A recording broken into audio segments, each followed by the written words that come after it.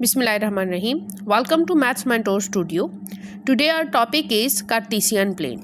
When two number lines are intersecting to each other at the right angle of 90 degree, so this plane is called the Cartesian plane. This is called the origin where the two number lines intersect each other, and this is denoted by 0, 0. This is the 0 at the x-axis and as well y-axis. So they are intersecting to each other at the 90 degree. So this plane is called the Cartesian plane. The horizontal number line is called the x-axis of this plane, and the vertical line is called the y-axis. And this is the simple Cartesian plane, as you have already learnt in class 6 about this.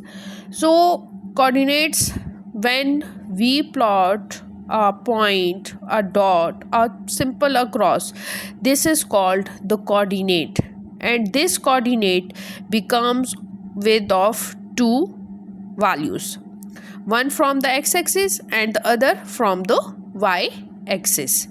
So we denote the coordinate like x and y. Like coordinate A will consist of two values, one of the x-axis and second one from the y-axis. So in this video today we will solve the exercise 6b question number 1. Write down the coordinates of each of the point as shown in the figure. So this is our given figure, and here are the different coordinates.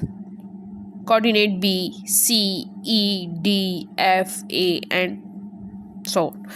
So यहाँ हमसे मांग रहे हैं कि हमने each coordinate के points बताने हैं, मींस उनकी वैल्यूज़ को गिवन करना है कि हर कोऑर्डिनेट की वैल्यू क्या बन रही है, एक्स एक्सिस के अकॉर्डिंगली क्या बन रही है और वाई एक्सिस के अकॉर्डिंगली क्या वैल्यू बन रही है.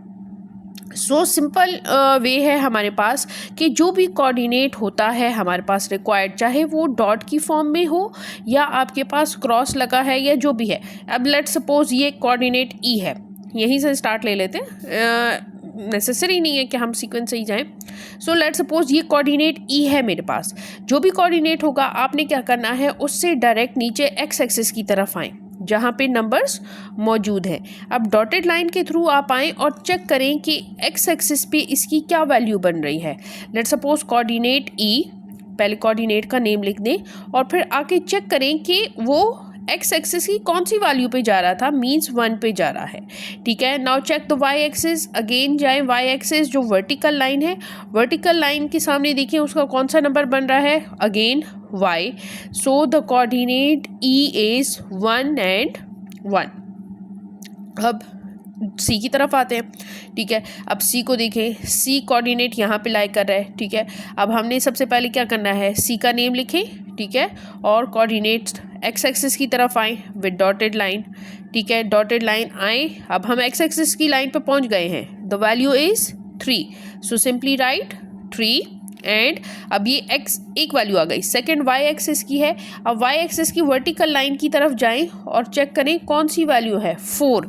Means the coordinate c consist of 3 and 4, 3 on the x axis and 4 on the y axis. Similarly d पे आएँ. अब ये देखें आपके पास d कोऑर्डिनेट है, d लिख दें. x एक्सिस की तरफ आएँ, कौन सी वैल्यू है, 4 है, 4 लिख दें. वाई एक्सिस की तरफ जाएं. ठीक है. वाई एक्सिस पे कौन सी वैल्यू के बिल्कुल सामने है, ये 2 के सामने है. ठीक हो गया. डी सी ई ये हमारा कंप्लीट हो गया.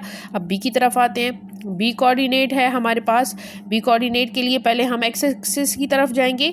एक्स एक्सिस के लिए नीचे आएंगे तो हमारे पास वैल्यू क्या है, ये बोथ हो सकती है, पॉजिटिव नेगेटिव दोनों हो सकती हैं. ये ज़रूरी नहीं है कि आपके पास सारी वैल्यूज़ या तो पॉजिटिव होंगी या सारी नेगेटिव होंगी. एक पॉजिटिव एक नेगेटिव भी हो सकती है, दोनों पॉजिटिव दोनों नेगेटिव भी हो सकती है. ये हो गया इसका एक्स कोऑर्डिनेट. अब यहाँ देखें y. सो y की क्या वैल्यू है इसकी, 4. So coordinate b consist of -2 and 4. Now come to a. A है हमारे पास। अब ए में सबसे पहले एक्स एक्सिस के लिए हमें ऊपर जाना पड़ेगा क्योंकि कोऑर्डिनेट हमारा क्या है, नीचे है। सो जहाँ भी अगर आपका ऊपर होगा तो एक्स एक्सिस के लिए हम नीचे आएंगे, नीचे होगा तो ऊपर जाएंगे। सो एक्स एक्सिस पे वैल्यू क्या बन रही है हमारे पास, -4, और वाई एक्सिस की वैल्यू जो है वो उसके लिए फाइंड आउट करने के लिए हम ऑब्वियसली वर्टिकल लाइन की तरफ, वर्टिकल नंबर लाइन की तरफ आते हैं। So that is -3। अब देखिए मैंने आपको कहा था कि दोनों कोऑर्डिनेट्स जो है वो नेगेटिव भी हो सकते हैं, एक पॉजिटिव एक नेगेटिव भी हो सकता है, दोनों पॉजिटिव भी हो सकते हैं। होप आपको क्लियर हो गया होगा कि कोऑर्डिनेट्स को हमने कैसे फाइंड आउट करना होता है, या अगर आपको कोऑर्डिनेट्स गिवन हो तो आपने उनको प्लॉट कैसे करना होता है। लेट्स सपोज मैं आपको एक कोऑर्डिनेट ले लेती हूँ 3 और 3, ठीक है। तो अब देखिए एक्स एक्सिस की किस पे है, 3 पे, तो 3 से ऊपर जाएं क्योंकि आपका y क्या है, पॉजिटिव है। अगर y यहाँ नेगेटिव होता तो आपने y से नीचे आना था। अब ये पॉजिटिव है, पॉजिटिव में जाऊंगी और कहाँ पे जाके स्टॉप करूंगी, जहाँ y का 3 होगा। सो ये मेरा कोऑर्डिनेट f बन जाएगा। इसी तरह जो भी आपकी वैल्यू होती है x की, आप वहाँ से ऊपर जाते हैं अगर y पॉजिटिव हो। लेट सपोज अगर 2 और 4 हो तो 2 से मैं ऊपर जाऊंगी और 4 पे जाके स्टॉप कर दूंगी, तो ये मेरा एक और कोऑर्डिनेट g बन जाएगा। अगर आपके पास 1 एंड -2 है तो 1 एक्स एक्सिस का 1 और y का -2 के लिए आप क्या करेंगे, नीचे आएंगे और यहाँ पे इसको प्लॉट कर देंगे। ये मेरे पास कोऑर्डिनेट LM, जो भी आप इसको नेम देना चाहें। सो इसी तरह से आप कोऑर्डिनेट्स की वैल्यू को फाइंड आउट भी कर सकते हैं, और अगर कोऑर्डिनेट्स की वैल्यूज़ गिवन हो तो आप कोऑर्डिनेट को प्लॉट भी कर सकते हैं। होप आपको क्लियर हो गया होगा।